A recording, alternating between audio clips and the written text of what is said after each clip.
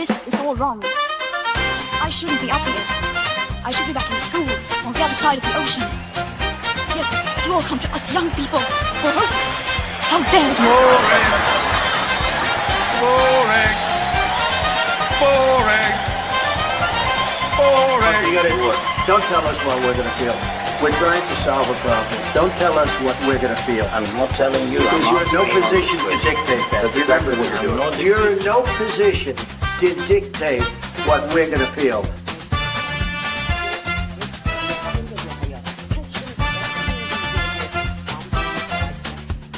I call again for an immediate ceasefire in Gaza, the return of the sausages, the hostages. Welcome one and all. Lembit Öpik here on Lembit Öpik Live on Unprecedented TV. If you're watching this live, hope you had a good weekend. Australia hasn't. We're going to be talking about that in just a moment. But before we go any further, let me do the advert. Please do subscribe to Unprecedented TV. Just click, like, subscribe, because that helps us build our station and hopefully a platform for free speech. Our goal isn't to beat the mainstream media. It's to be the mainstream media with the most honest reporting that anyone can possibly achieve. We express our views as well, but we never just dress those up as facts. We just express them as opinions, and that's what you're here, hopefully, to develop as well. Your understanding of the world. You may or may not agree with the guests that we have. We always like to hear from you as well, because it's an ongoing dialogue. So please also follow me at Lembit Öpik on X. Now, to the matter in hand, if you're watching this live, you'll be aware of the fact that there's been a very substantial shooting in Australia, Bondi Beach, a very famous beach around Sydney area. And the number of deaths has been going up and up and up, double figures now, with a large number of people, wounded, scores of people, in fact, due to either 2 or 3 gunmen. Still a bit of confusion about that. Why did they do it? What caused it? Was it a mindless act of violence? Was it simply an act of anti-Semitism, as the mainstream media want to portray it as? Or is there more to it than that? In this show, we're going to argue that the causes are more nuanced than what's been said. I would suggest, in fact, that the mainstream media have substantially oversimplified what went on. Not exactly saying wrong things, but saying incomplete things. It might be useful for all of us to understand the true nature of what happened and why it happened, because unless you do have that understanding, it's very difficult to take the right response. There's also a danger, in my view, that the incident will be used to fight other agendas not directly related to what happened in Australia, but nevertheless used to fight wars in other parts of the world. As usual, on a Monday, we've got an internationally renowned investigative reporter. That's Warren Thornton. Good to see you, Warren. How are you doing? I am fine, thank you, Lembit. And of course, our hearts and thoughts and prayers go out to all the people that have lost their lives on Bondi Beach, and indeed in America at Brown University. That's right. This one's been such a big assault in Australia, and a rare assault as well. We might want to talk about that a bit. That the other killings in Brown University, where apparently the assailant just walked away afterwards, has been demoted to a footnote. So maybe if we've got time, we'll talk about that too. But let's start with the incident in Australia. I know that in the show that we'll be, if you're watching this live, we'll be broadcasting later on today. We go into quite a lot of detail into what actually happened in that attack. But the big picture here seems to be scores of people wounded, well over a dozen killed by the looks of things, by these two scum, basically, in my view. Regardless of what their motivations were, they are worthless individuals to me. Because whatever their grounds for committing this assault, father and son, I'm told, there's no justification for carrying out this sort of an assault, Warren. No, absolutely. There isn't under any circumstances whatsoever. The fact that they were targeting a particular group, and not just because, of course, the main problem that we have is when everybody starts throwing shall we say, generalities out there. I think it's very important that we have to know who was targeting who and why. And secondly, not to jump to conclusions and turn around and say, oh, it's Iranians, it's being funded by this people, it's being funded by that. And of course, you are going to get people using that for their own agendas, Lembit. Okay, so let's start with this. To the best of your knowledge, who are these two misfits? So to the best of my knowledge, from what we have seen on their social media posts and everything else, these gentlemen were part of a Muslim group called Wahhabi Salafi. Now, Wahhabi Salafism is, shall we say, an offshoot of the sort of Muslims. And of course, they are as way out there as the people that they were actually attacking, which is a group of people from Chabad Lubavitch, which believe in the end times and everything, which are an offshoot of what people would term Zionist or Israeli government. Certainly the two factions that are, shall we say, won't meet in the middle at all, Lembit. So you're saying, and we'll go into much more detail on this on your show later on, but you're saying essentially that this is these two killers were in one extremist group from the Muslim side, and they were attacking a subset of Judaism, which isn't really Judaism at all. It's Zionism. People always mix the two things up. Judaism is a religion. Zionism is a political creed. But you're saying that the group they attacked were probably almost certainly Jews, but they also had the Zionist agenda. Absolutely. They're from a sect called Chabad Lubavitch, which, of course, very much back IDF soldiers and what they're doing in Gaza. And the fact that, I mean, nobody, you can see this coming. You can't predict who's going to do it.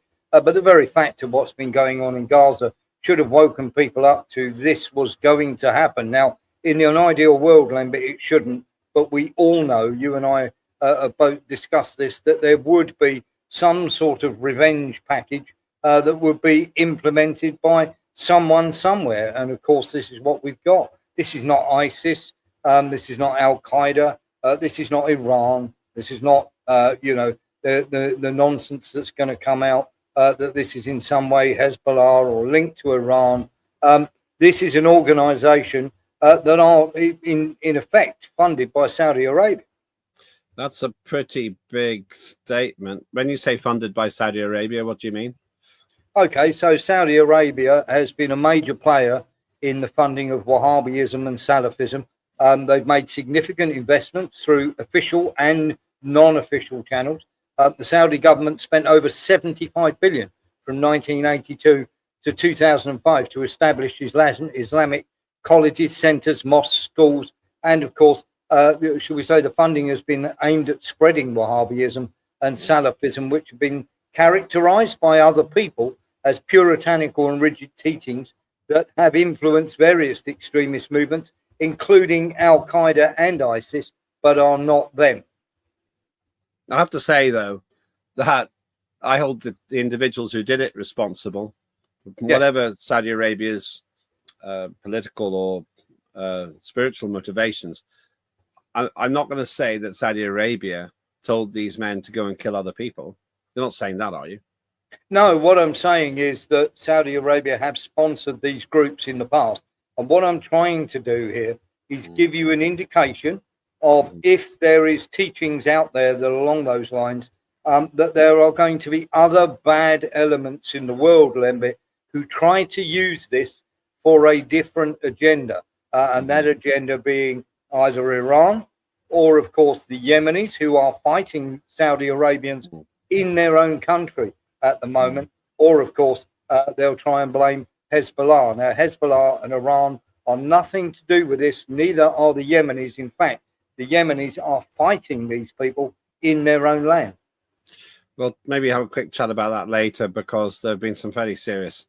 There's a serious war going on there, and it's not really reported, perhaps because all the Yemenis have is poverty, and dust instead of wealth and oil. Let's talk about the incident. This is where it happened, Bondi Beach, pretty famous to backpackers all over the world. They fired shots from a footbridge and seemed to be at it for quite a while. You're a professional sniper. What's your assessment of the tactics they used?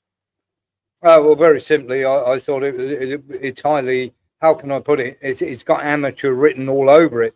I mean, these aren't guys that go to the range every single day. Now, don't get me wrong, he's got a rifle with a scope on it. Very thing you wouldn't do is go up on a footbridge if you're going to start taking people out. In fact, I was absolutely amazed. There is obviously a video of one of the, should we say, the assailants trying to shoot people from away from the footbridge and eventually goes up on the footbridge. But one has to also praise the absolute bravery while under fire from somebody on the footbridge of one of the members of the public, Mr. Ahmed, who tackled one of the gunmen and actually managed to wrest his automatic weapon from him. Yeah, it was quite a remarkable, very brave feat. And it's been fairly extensively covered. There's the man after being shot twice, apparently. Yes. And he went for it. I was a bit surprised he didn't actually shoot the assailant, but then it's a big statement. This is what you're talking about. He runs up, knocks the guy down, and basically gets the gun. That's his moment. He could have shot him, but he didn't shoot him. And what do you make of? What would you have done in his position? I'm very sorry to say, Lembit, I would have finished him. I would have taken, as he's disarmed, I would be taking out the guy on the footbridge first. And then, of course, if I have to take him out as he's disarmed, I'll be taking him out as well. But his actions saved many lives today, or yesterday, I should say. Yeah, it does seem to me that that's the case. I mean, he got hit himself, probably not fatally, but you can hardly blame the guy for not pulling the trigger. I mean, Lembit, as somebody who's been in that situation before and in a war and obviously in unarmed combat, for an unarmed man, whilst he, is every chance of him being shot from the footbridge, to go and tackle that man who could have just spun round and shot him at any time, I think is literally, and until you are in that situation, you've no idea what you're going to do. He deserves the highest award Australia can give him. Yeah, I was truly impressed with him, actually, and that was an act of sheer courage. It was a glimmer of humanity in a moment of terror. Now, just an interesting point here. What you're saying is that there are nuances in this. This wasn't just a Muslim shooting a Jew. It was actually a member of or members of some particular group who were specifically targeting members of another group. How do you know? How do you know that these horrible, I use the word again, scum, were part of some other group? Because we can see all the teachings, and I've managed to get a look at some of their posts and everything else. That it is quite clear from the scholars who were teaching and the books in the bookcase that these are part of the Wahhabi sect. Now, very simply, you can debate all day and you have to debate the nuances of this, because there are actors out there who are going to say very simply, this was once again the persecution of Jews. And don't get me wrong, these people are scum as far as I'm concerned. But we knew something like this was going to happen when you consider the Zionist butchery of the Palestinians in Gaza. The fact that Muslims were not, or a Muslim sect somewhere around the world was not going to commit an atrocity. If anybody thought that wasn't going to happen, well, I've a bridge to sell you, I'm afraid, Lembit. And we should have been more prepared. Yeah, it's difficult, though. I mean, when you look at Bondi Beach, there it is. It's a huge area. The world's a huge place. We can't have some permanent lockdown. We can't have, and I wouldn't want to have, security guards everywhere all over our land and all over our world, because it seems to be totally defeatist. You lose your freedom if that happens. So, just in terms of the security, you're saying that it's predictable, but it's not predictable where it's going to happen or who is going to do it. We've got 8,000 million people, and some of them are deranged. Yeah, absolutely. You're quite right. But there are indicators, Lembit, when you let immigrants into your country or whatever country you let them into, and they don't have any identification on them. The fact that we can read people's Facebook posts, we can read their text messages. Someone somewhere should have seen a red flag that would have enabled people to go, we need to keep an eye on them. And I would hazard a guess, Lembit, that sooner or later, further down the line, we're going to find out exactly that. We don't, well, but I haven't seen, and maybe it's come out and I haven't seen it. I haven't seen that whether they were born in Australia or not. I don't know if they're migrants. No, exactly that. But this is going to, but once again, this is going to be the thing that is put out there. People are going to ask, were they migrants? Were they Australian citizens? Did they come to the country? If so, how did they get in? If they were known to be Wahhabis, and let's face it, people don't hide. People of the Muslim faith don't hide their tendencies to how they are, and their, shall we say, their deference to God or the teachings or whatever. You're going to tell me that nobody but one saw this coming, or two didn't know that this was a group that would need watching. Let's come back to that in a minute. You're watching me, Lembit Öpik, with Warren Thornton, investigative journalist based in the Philippines, as it happens, with a fairly encyclopedic understanding of military matters, former sniper in the army. And we're talking about the killings in Bondi Beach over in Australia. And the story so far, in my view, is an act of anti-Semitism, but there is a nuance. It seems that the killers were alleged killers. Do I have to say that? I don't know. It's pretty obvious it was them. Were members of a fairly hardline Islamist sect, and the victims were Zionists. And Zionist is different to Judaism.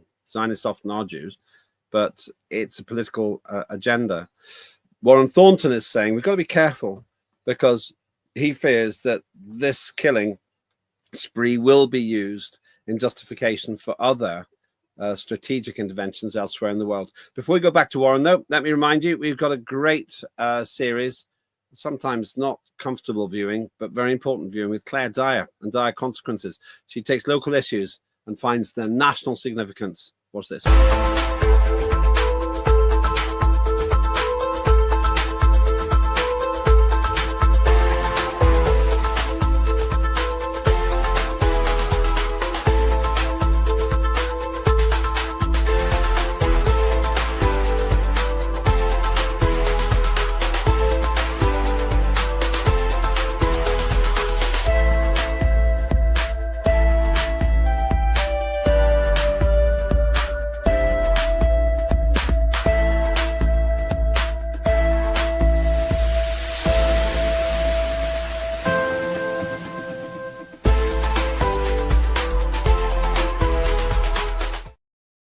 Claire Dyer with Dire Consequences. Usually, if you're watching it live, Tuesday mornings, 0800 GMT, and also Thursdays at 5 p.m. GMT. But we're going to start increasing the frequency with which we play those because there's a big demand for what she does.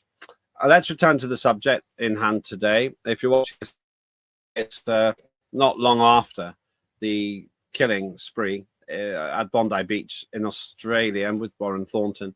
The killing itself was very considerably filmed. And I know on your show you go into quite a lot of detail there.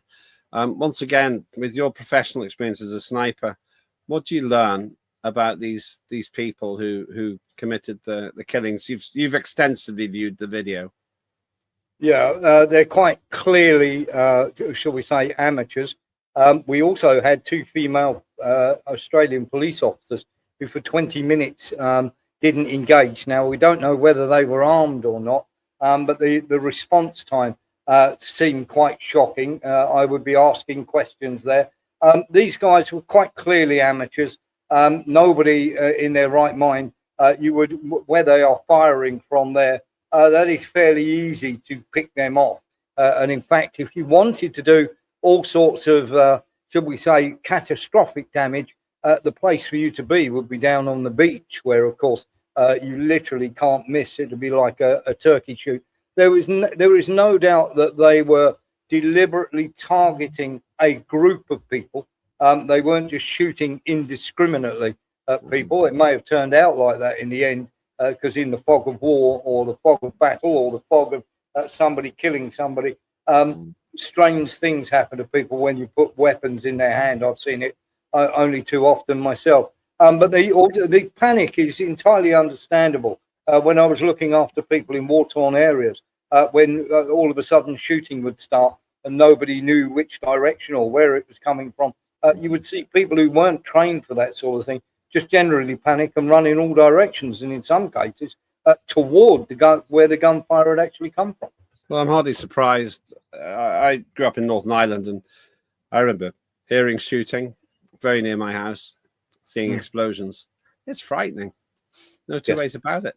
But okay, so these were amateurs, father and son, apparently. Extraordinary that you would do that with your own son. They must have assumed they were going to be shot, though. Yes, but this is the thing with this group, is they don't, when they die, they're seen as martyrs to the cause, Lembit.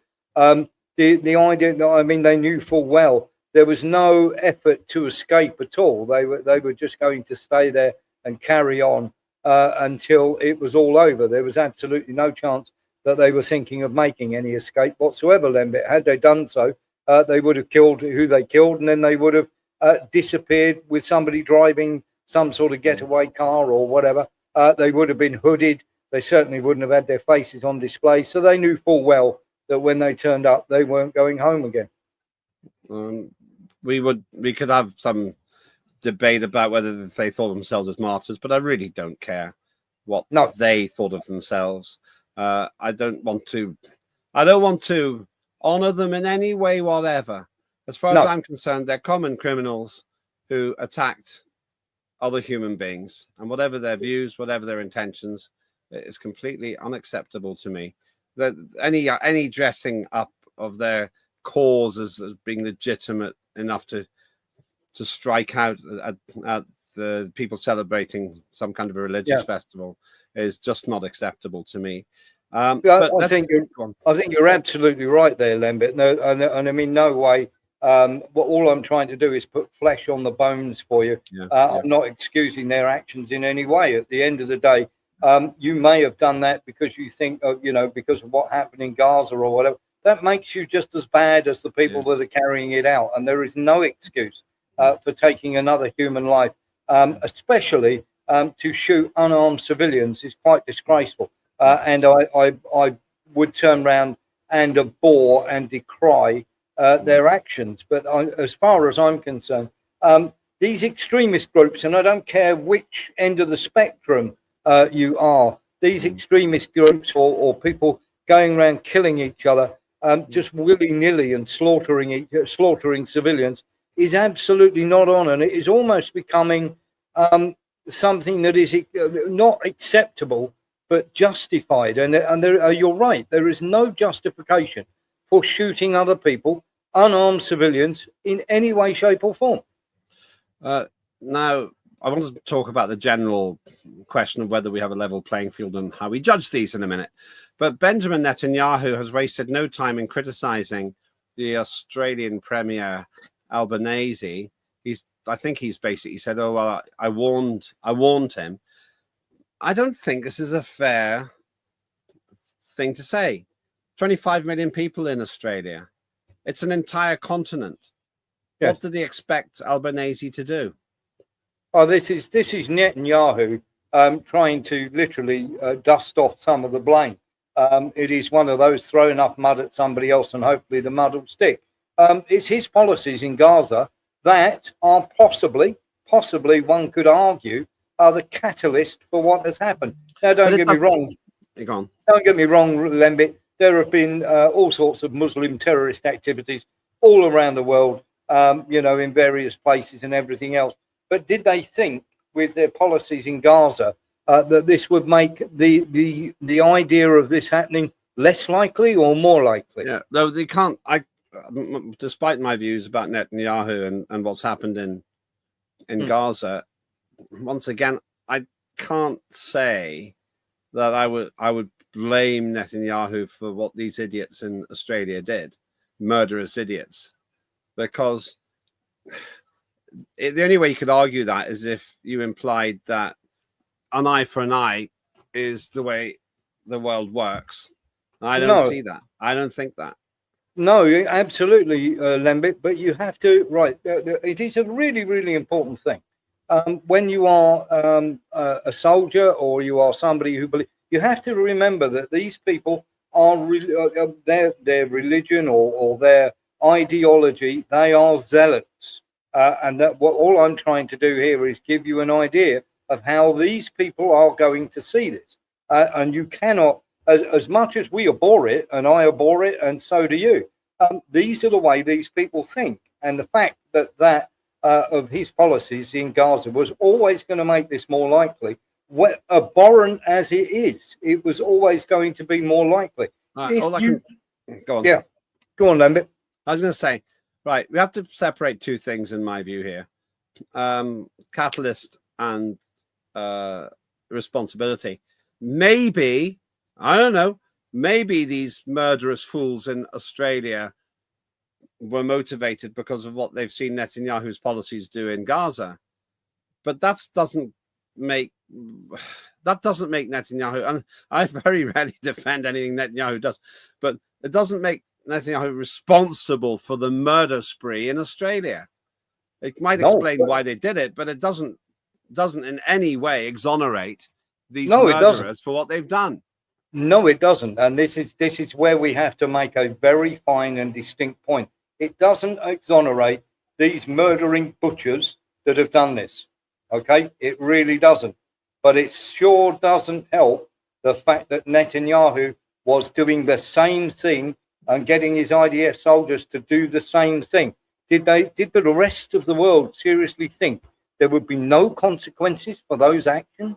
Yeah, all right. Well, okay. I still think, for once, I don't lay I have a lot of criticisms about what's happening in Gaza. Maybe we'll come to that. But I don't lay the blame at anyone's door except the people who actually pulled the trigger. No, exactly that. As far as I'm concerned, Lembit, they're butchers on both sides of the fence. They're both way out wings of what I would call not rational people. And at the end of the day, killing anybody, taking any civilian life, whether you're Hamas, whether you're the IDF, whether you're Russia, whether you're Ukraine, taking a civilian life is abhorrent.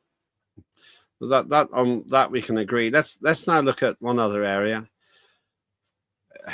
Question of consistency. You mentioned Yemen before, and one example of something that happened about a decade ago.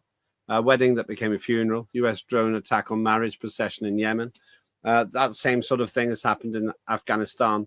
I think I remember the 67 wedding goers were wiped out in one go in an Afghanistan attack by the United States forces. 67. And I wonder if there's a danger that those who criticize the West could point at double standards in how we treat things like this. America would, of course, say, well, we didn't do it on purpose. These perpetrators did it on purpose. But if your family's been wiped out at a wedding, it might not feel that way. No, this is where I tried to get my point across, Lembit, and probably haven't explained it in the right way. But allow me to attempt to. So very, very simply, you are a Syrian child or you are an Iranian child, and you come round the corner one day and find that Israel, or you're a Yemeni who's come round the corner one day and find that Saudi Arabia has launched a couple of rockets at your street and has leveled the entire block. Both your parents are dead, and the bad man comes to you and your three brothers and puts a gun in your hand and says, do you want revenge? The human nature, we are all chemical beings.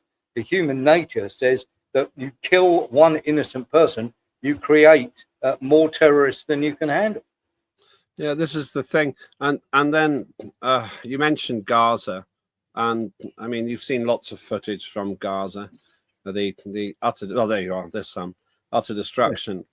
It's hard to believe that the wholesale destruction of Gaza would not have an impact. I understand the point you're making, and you'd have to be a truly saintly person to not be affected, to not be angry if the things that you described have happened. And so it leads me to a question. How do we get out of this spiral of violence? Well, I don't. Unfortunately, Lembit, at the moment, I don't think we do, because rather than stopping the escalation, there are still many, many people being killed despite the ceasefire. And you have to remember, Lembit, just remember, and it is very difficult to put yourself in the position of somebody, say, from Palestine, who used to have an olive grove or whatever, and he comes home one day and his entire place is taken off him. He's been displaced. He goes to stay with his uncle or whatever in the middle of Gaza City.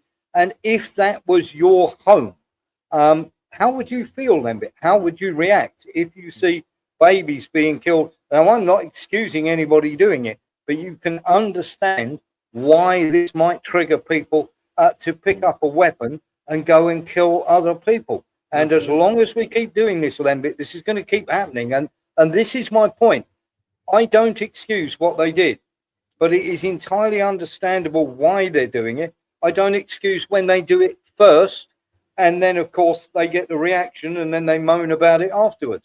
It is a chemical reaction. Every action has a reaction, and the reaction in a time of war is never good. It never brings out the best in people, Lembit, always the worst. This is a very poignant observation. And once again, something which the mainstream won't dare to say, because they don't seem able to separate the moral rights and wrongs from the psychological realities. I think that's an interesting point, and I think that's one of the learning points for me from today's show. In other words, it's daily wrong what happened in Australia, but if you don't understand the causes, you're never going to find the solutions. I suppose.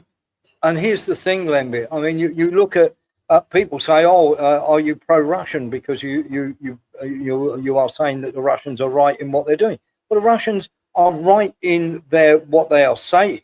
I'm not saying they're right in what they're doing. But the upshot of this is we have a bunch of sociopaths who don't care how many Ukrainians die. And I do. I've seen dead people on the battlefield. I do not want to see dead babies in Gaza. I don't want to see dead people dead Israelis on the beach at Bondi. I don't want to see Ukrainians dying because we have a phobia about what we think the Russians might do. And therefore, we're going to beat people up, put them into vans, tear them away. Everybody is somebody's son or father, and you are going to kill them. If you take one life, Lembit, one life, and it is not justified, then I'm afraid you're as big a terrorist as the people you say are terrorists. Well, yeah, okay. We normally talk about Ukraine. I was going to try and avoid it today, but I see the point you're making in terms of the false conscription, the utterly cynical way in which the Ukrainian forces are dragging people up to the age of 65 off the street, giving them 2 weeks training and sending them to die on the front. This is back to my point. We seem to be in a war-torn world right now. We are. We've got Thailand and Cambodia. We've had Nepal overthrowing their own government. We've had other governments overthrowing. We've got the EU trying to overthrow governments that they don't like are friendly by having NGOs stage riots and everything else. And we are at a point where, and I don't mean this, well, I do mean this, Lembit. You're a man with compassion. I'm a man with compassion. We have people ruling us at the moment who seem sociopathic, that they don't seem to have any feeling for other human beings that happen to live in a different sphere of influence than they do. It is quite horrific, the hatred that is out there for people of all kinds, from all types of different people. And it has to stop, Lembit, because it only leads to one thing. That's we saw that thing in Australia. Let's finish with what seems to me an irony. The man who is now in charge of Syria used to have a $10 million bounty on his head. The former jihadist Ahmed al-Shara ended up being welcomed by Trump to the White House. Al-Shara has complicated roots it says here, in the broader Al Qaeda family. Now, it seems to me the situation is compounded when a man who had a bounty on his head, $10 million bounty on his head, now wears a suit and goes to the White House. I've never been to the White House. Yeah, absolutely. And Al Jolani, of course, America's dream has been to overthrow Syria. And of course, Ukraine were used as an expendable one to keep Russia busy while they did that. And very soon, and they got rid of Assad, which is something that the Americans have been after for a long, long while. And the problem that we are in the middle of a power struggle between Russia, China, and America, Lembit. And the Americans are not going to go quietly. The Russians are not going anywhere. The Chinese aren't going to go anywhere. And there is a power struggle around the globe through NGOs and through lots of different mechanisms to try and get control and power of not only control power, but also resources as well. Anybody who believes for 1 second that Venezuela are flooding America with so many drugs that the Americans can't stand, it's literally, I've got a bridge to sell you. There are resources out there, Lembit, and of course there is a battle between the three key superpowers for who has those resources, and everybody else, including Europe, where we're now paying America almost double or 3 times as much for our oil, and of course buying all our weapons from them, while our economies go down the toilet, and other countries get their governments overthrown. And we are in a real bad, shall we say, state of affairs at the moment, Lembit, and we can only hope some people or people that come into power later on can fix this, because at the moment it seems like we're living in a new dark age.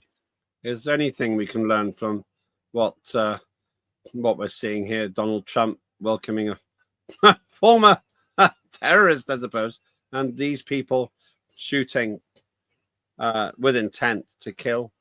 Is there anything we can learn from this? Yes, there is. So we have to learn to get along and get rid of these people, whether they be Hamas, whether they be Zionism, whether it be neo-Nazis, whatever. I think it's absolutely imperative that Russia, China, and America get round the table and agree on spheres of influence, and not to interfere in the spheres of influence of those countries. But I'm afraid of all the countries, and I don't excuse China or Russia either, but America are not going to wear that hat. Well, thanks for cheering us up. Where can we get more cheery perspective from Warren Thornton? Well, of course, we always have something at the end of the show to cheer people up, because we don't like to depress them too much. But if you want a dose of the truth, warrenthornton.com or Warren Thornton on Patreon between 6 p.m. and 8 p.m. every single weekday. And, of course, on Sundays, 7 p.m. To 9 p.m. and, of course, on Unprecedented with the wonderful Lembit Öpik. Thank you for saying that's all Greenwich Mean Time as well, GMT, the time 6 to 8 weekdays and 7 till 9 on Sundays. And you can see a rerun of parts of those shows, sometimes the whole show, usually at 11 a.m. GMT on Unprecedented TV. We say thank you to Warren Thornton. Heavy duty conversation, but it has to be had. Just to summarize then, it seems that according to Warren, the killers in Australia were actively involved in quite an extremist group, and they targeted the others with intent to kill because they so extremely disagreed with them. Was it anti-Semitic? I would say it is, but it's more nuanced than that. And if we don't understand the nuances, we can't really get the solutions. We live in a dark time, my friends, but it's our duty to report it. Your only responsibility is to think about what we should do. Perhaps if collectively we find the intelligence to do better, then our servants, also known as politicians, will have to listen. Have a good day.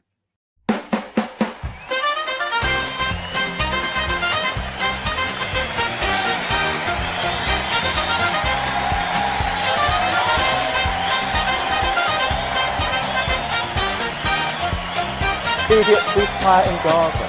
The return of the sausages.